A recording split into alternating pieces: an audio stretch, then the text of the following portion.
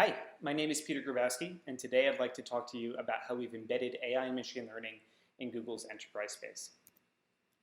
First, I'd like to give a little bit of an introduction. As I mentioned, my name is Peter Grabowski. I'm currently the Austin site lead of the enterprise AI team at Google.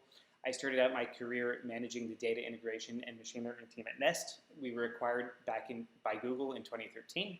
I spent a few more years working on the team, then switched over to become the first engineer on the Google Assistant for Kids team. It might not surprise you to learn that the Google Assistant for Kids team is focused on making the Google Assistant better for kids using a combination of machine learning and natural language processing. After that team, I switched over to my current role now, and on the side, I also teach machine learning as part of Berkeley's Masters in Data Science. You all know that Google uses AI in a number of applications, consumer-facing and otherwise. Many of these teams featured have their own independent research units, including Google Proper, Waymo, and DeepMind. However, today we'll focus on something a little bit different. Instead, we're going to take a look at what our team does, which is help power the enterprise or the business of Google. So we will start out by sharing some of the types of business challenges we're using AI to solve at Google.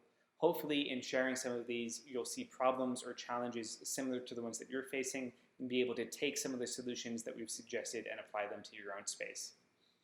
We'll also talk about how we've built an enterprise AI team at Google, in case any of our learnings are interesting for you. And finally, we'll discuss some considerations or hot button issues to keep in mind as you think about employing AI in your enterprise space. First up on the list is where we're using AI to solve business challenges. So one of the most common spaces where we're using AI is in the support space. There are a number of things that you might request support for as a Googler. It could be something like an especially complicated benefits question. It could be something like flagging that the coffee machine is out of coffee, or it could be something of a technical nature like your laptop security certificate needs a refresh. In each of those cases, you file a ticket, which is wonderful to have a unified solution. However, as you can imagine, with all of these different things that we use tickets for, getting the right ticket to the right person at the right time becomes quite a challenge. You can imagine staffing a whole team or a whole department full of people whose job it is to sit and write tickets all day. And in fact, that's what we've done in the past. However, our team took a look at this problem and said that really it looks like a multi-class classification problem.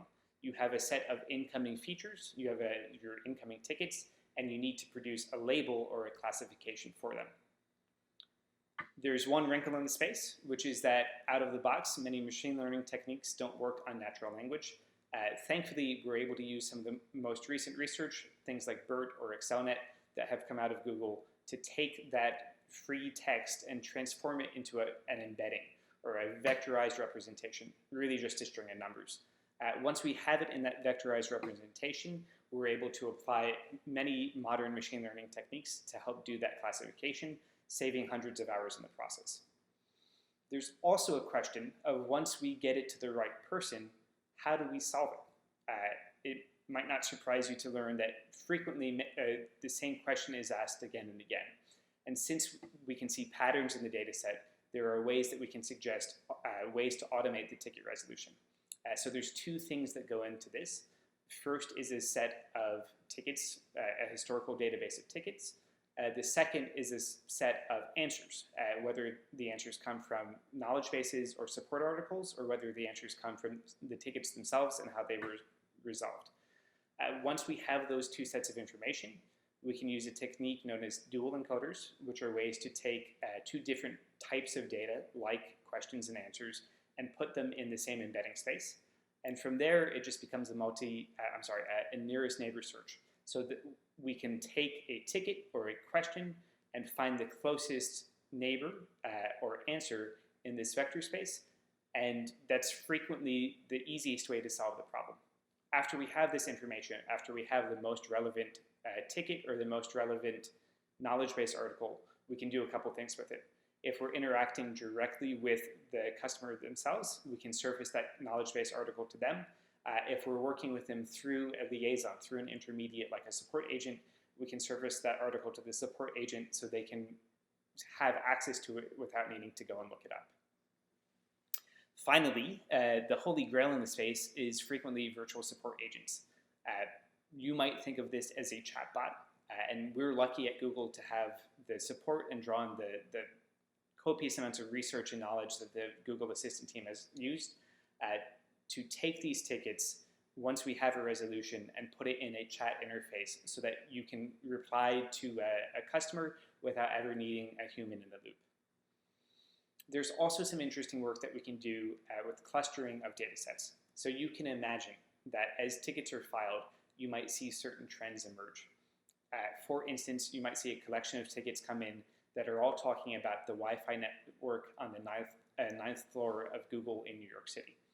Using these same embeddings that we've already created, we can cluster them into thematically similar tickets, like tickets about Wi-Fi or tickets about New York. And then looking at how the change of those clusters, the change in the size of those clusters varies over time, we can help to identify emerging trends. And once we can pick out those trends, we can surface them in real time to help take action on problems before they become bigger issues.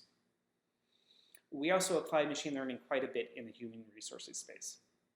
One of the biggest challenges that we see at Google is thinking about performance reviews. As a manager who's going through the process with this team, both myself and with both myself and my team right now, I can tell you it's an incredibly complex and incredibly important part of my work at Google. One of the biggest questions that comes up is, who do I ask for feedback, or who do I ask for reviews from my peers from? There's a number of ways you might think about doing this. You might think about asking the people that you work with. You might think about asking the people who sit near you. However, that might not be the best set of people to get feedback from. By looking at the documents that you published and who has commented on them, by looking at the code that you submit and who has reviewed it, we're able to come up with a list of peers that have perhaps the best knowledge of the work that you've done. After we come up with that list, we're able to present it to you for you to approve, check off on, and then send out requests for peer reviews to those folks. We're also always thinking about how to help our employees grow at Google, and so we've got a number of courses available to help people develop their skills, and a number of mentors available to help people grow and flourish in their careers. Just like YouTube thinks about how to make the best recommendation for the next video to watch, just like Google Play does a similar thing in thinking about the next song to play, we're able to build a recommender system to help suggest the best courses to study and the best mentors to talk with. Finally, frequently within Google, after people have been on teams for a few years, they want to change roles and think about new problems or challenges. After Google has done all of the work to hire you and screen you and bring you on board and teach you all of the systems that we use, the last thing that they want to do is lose you. And so Google is quite active in helping people find other teams or other roles within Google that might be an interesting fit for you. So again, we're able to treat this problem as a recommender system type problem and suggest other roles that might be of interest to you when you're ready for your next challenge. Finally, and one that was especially interesting to me when I joined the team, it wasn't one that I would have predicted, we're able to take the same network information about the people that you work with and use that in a space optimization context. And the reason this is important is because there are teams or work relationships that exist outside of the formal managerial structure. So for instance, I might work closely with a recruiter or an analyst who's in a different job function than me, who sits in a different organization, and who has a different manager. Even though the organizational chart doesn't reflect it, it's still important that we're close together so that we can do our work together. So this network of people that you work with is especially interesting when we're thinking about how to actively or most optimally assign desks or people to desks across Google to minimize the amount of time that people spend walking from meeting room to meeting room, or from floor to floor, or from campus to campus, depending on where you sit, and maximize the time that people are focused on the work that they're doing. We also apply machine learning quite a bit in the facilities management space. So there are millions, hundreds of thousands of sensors all across Google. We've got sensors in many of the different systems that we work with, from temperature sensors to humidity sensors to motion sensors, and they're all constantly streaming data back up to us. The traditional way of managing that fleet of devices is to send engineers or techs out to reactively respond to problems. They also frequently do random spot checks on devices to see if they're performing appropriately. Thankfully, because we get all the data back from the devices, we're able to feed it into an anomaly detection framework. And so we're able to see almost as it happens if a device turns on at a certain time every day and all of a sudden doesn't start turning on anymore. Or in a little bit more complex case, if the sensor readings from two different devices usually co-vary, but they start to deviate from one another. We're able to flag those issues in real time and send out text to the right place at the right time, saving lots of time and money for Google. One of the coolest spaces that we work in is in building automation and optimization. This is a space that's near and dear to my heart, coming from Nest, and we use some really interesting technology in it. So if you are familiar with it, we use a technique called deep reinforcement learning. It's the same powerful and flexible technique that underlies the agents behind AlphaGo and AlphaStar, which respectively are the Go and Star-Crouch playing models out of DeepMind. And in this case, we use it to help optimize the heating and cooling of our buildings at Google. This technique was first pioneered by DeepMind themselves in thinking about heating and cooling for data centers, and we've been very lucky to work with them in extending the approach to or control the heating and cooling of our buildings at Google. Finally, one that was somewhat surprising to me when I joined the team was looking at cafeteria demand prediction. So there are many cafeterias across all the campuses at Google, and the chefs there face an interesting challenge. They have to think about how much food to buy ahead of time, but where people go on a given day is influenced by a number of different pieces. So for instance, there might be a cafe with an especially nice outdoor patio. So if the weather is nice, we would expect to see a surge in demand for food at that cafe. However, if the weather isn't nice, we'd expect to see a depressed turnout in that cafe and instead have people go wherever the meal that they think is most appetizing is. So the chefs used to do this by hand and did their best job in trying to figure out how much food to buy. But by applying machine learning to the space and by thinking about some of the features that I mentioned, we're able to much more accurately predict how much food is necessary, saving millions of pounds of food in the process each year. Finally, we also think about applying AI in the communication space. So the workhorse or the backbone of much of our communication at Google is a system called GVC, Google Video Conference Units. They exist everywhere. They're in almost every conference room. Many people have them at their desks, and almost every phone or laptop that an employee has can be used as an extension to this video conferencing system. Of course, just like we talked about in the building management space, when you have hundreds of thousands of devices out in the field, some of them break.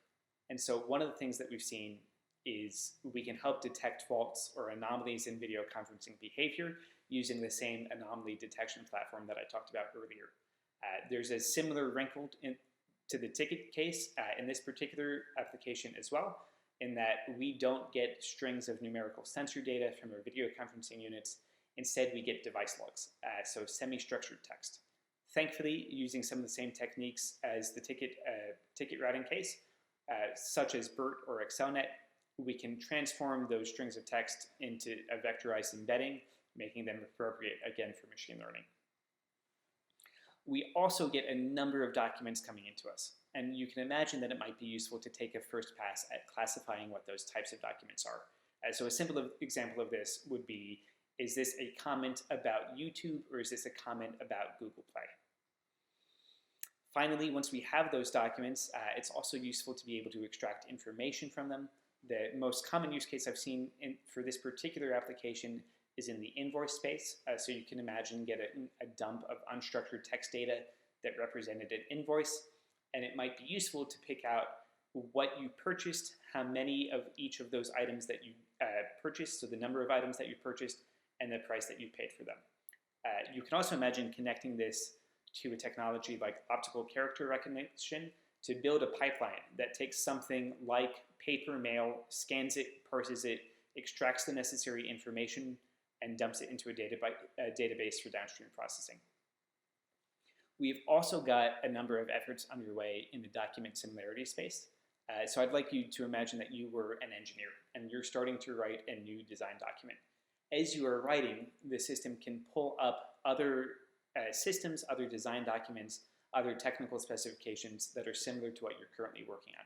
These might be things that are useful to think about. You might know about them, in which case you have you might know about them already, in which case you have the links easily accessible to you, or you might not know about them, in which case it's useful to learn about them as you're designing your new system.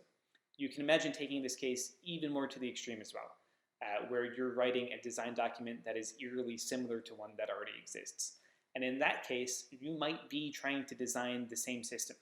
And so by surfacing that content to you, we're able to potentially prevent you from rebuilding or redesigning a system that already exists, saving you hours, if not years, of engineering time and effort.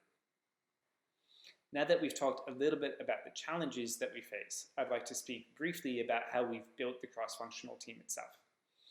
So first and foremost, we thought about what our mission should be. And we wanted to take our expertise in machine learning and artificial intelligence and apply it to build out an enterprise competitive advantage, which yields our mission that you can see on the screen. The team, or the work itself, falls into about 3 different buckets. So the first bucket is around implementation.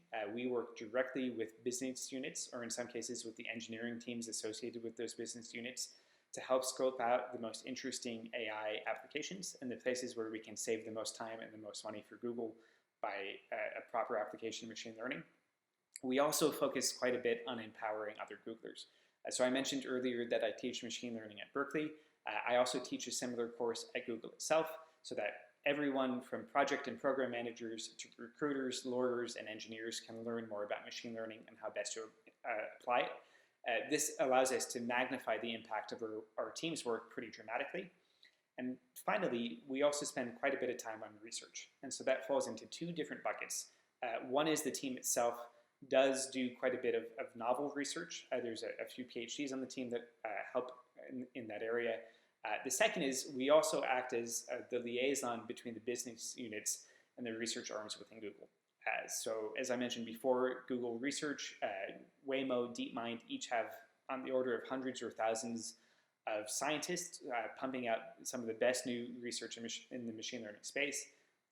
We help teams at Google understand that space. We help teams at Google become aware of work in that space and most effectively apply it to their business needs. Talking briefly about team composition, we've got an overall lead that sits in New York. We've got 2 team sites, one in New York and one in Austin. I'm the team lead for the Austin location. We have a collection or 2 program managers and product managers that help make sure we're building for the right thing for the right people at the right time. We've got about 15 different AI engineers, all with different backgrounds. Some have background in statistics or machine learning. Others have backgrounds in financial modeling or data science. Of course, we've got a number of interns and 20%ers who help out wherever we can. Organizationally, we set as part of an enterprise infrastructure horizontal, where the charge for the whole department is to help other teams work more effectively. And finally, we end up being pretty busy. Each of our engineers ends up working on about 4 different projects at once, if not more than that.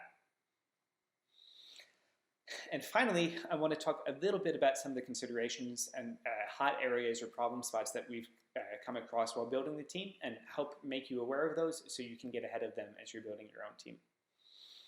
First and foremost is privacy. Machine learning is an unbelievably powerful technique. And with that power comes the potential for accidentally revealing privacy information. It's something that Google as a whole takes incredibly seriously, and our enterprise AI team is no different. Thankfully, Google Research has focused on this quite a bit, so we're able to take advantage of some of the techniques that both they and other in the fields have worked on. I've got some of those techniques here. Many of them follow a similar structure. Frequently, information is encrypted at the point of entry or on device, is uploaded securely to a server that in many cases operates on the encrypted data while it's still encrypted. Some techniques involve adding noise or adding random information to each individual piece that when you upload to the server can be averaged out so that the server is able to operate on this signal as a whole, but isn't able to see any specific information from a device. No matter the technique that you use, it's incredibly important to pay attention to. Second, and no less important, is thinking about fairness. So machine learning is, like I mentioned, a technique that is unbelievably good about picking patterns that exist in data sets. However, those patterns are not always what you would want them to be. The classic example that I use with my students is that if you were to train a machine learning model with the task of predicting whether or not someone would be a scientist, and you fed it as training data all of the scientists from the year 1600 to the year 1850, it is very unlikely that that model would be able to predict that a woman would ever be a scientist. Of course, that's not the case, and of course, that's not what you want the model to be able to do, but if that's the only data that you've ever shown it, it has that bias baked into the model. Thankfully, there's a number of things that you can do, and there's a number of ways to get around this or to mitigate this important concern. Of course, making sure that your training data set is representative is the easiest, but there's a number of mathematical techniques that you can use as well. As before, I'm really proud that a lot of these techniques have come out of the research work done by Google. It's especially important in the enterprise space as well, because in many cases you're working with data around humans, and so you want to be especially sure that the processes you're using are fair processes. And finally, one of the most important things that we think about is this a notion of interpretability. And so by interpretability, I mean your ability to go back and ask the model, why did you make the decision that you made? But for something like a linear regression, this is something that you're able to do relatively straightforwardly. You can always go back and look at the coefficients of the linear regression and see why the model made the decision that it did. Up until recently, this wasn't the case for things like neural networks. They were frequently considered to be black boxes. And so more recent techniques like integrated gradients allow you to see what the model is paying attention to. And to motivate that example, I'd like to imagine a convolutional neural network, an image classifying system, trying to predict the difference between a clog and not a clog. So imagine that you present this challenge to your network, and this image of a child on the right in the sweatshirt, it says it looks a little bit like a clog. Without a technique like integrated gradients, you wouldn't be able to see why the model thought it looked like a clog. But if we layer in a technique like integrated gradients, we can see what the model is attending to and produce something like the image in the middle. And so we can see the pixels that were most important in the model making the decision. And if you're like me and you squint at this image, you can see that the pixels it's paying attention to in the middle do in fact look a little bit like a clog.